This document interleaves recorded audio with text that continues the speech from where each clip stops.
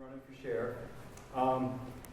When I did my last talk, I kept putting my hands in my pockets. So if any of y'all see me put my hands in my pocket, throw something at me. Somebody told me about that. But just kind of give a quick history about myself. I grew up in the area. I went to College Park Elementary and middle school and graduated from Stratford High School. I fell in love with my wife there. She was one of my high school sweethearts. Well, I'm sorry. She was my high school sweetheart. We have 4 children. 2 of them are in Stratford, and the other 2 are in Westview Middle School, and will be in Stratford next year. She's an interpreter for the hearing impaired, which is great because she gets to watch them all there at Stratford, so they can't do nothing wrong.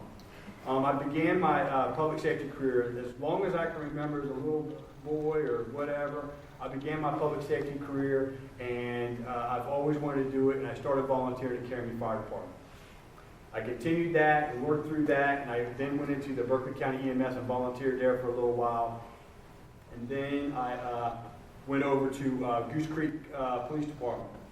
I started the reserve over there, and after my reserve, I was then hired on full-time as a police officer. I stayed there for about 3.5 years, right around there, and then I went down to North Charleston, where I'm still at. Since I've been at North Charleston, I went through patrol, detectives, our street crime unit, which we call the speed team, and I'm currently a lieutenant over the narcotics, the speed team, and what we call IOP, which is our fugitive task force. They go after violent offenders and people who got warrants and stuff like that for them. So I'm over those 3 units. My entire career, pretty much 12 years of that, has been through narcotics. Absolutely love narcotics. There's not a better job in the world at it. You heard the sheriff talk about narcotics. Our narcotics is self-sufficient as well. We buy all of our own stuff. We don't do any of that. We don't take nothing from the government or from the citizens at all. So that is something that we've always been proud of, and a lot of agencies are that way, and we're all proud of that.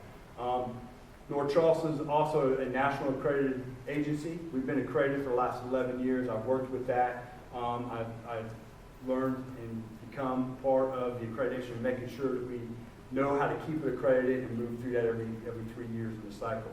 So that's kind of my professional career. Now, what I got out of all that is I've been to several schools for leadership. I am also a drug commander instructor in Columbia through Law Enforcement Coordinator Committee. I sit on that board as well up there. And every other year, what we do is we'll actually select candidates from agencies throughout the state to come to there and go through drug commander school. I've been an instructor there for the last 2 years, and that's something newly acquired that I got, and I absolutely love it. I have fun with it. So that's kind of me in a nutshell.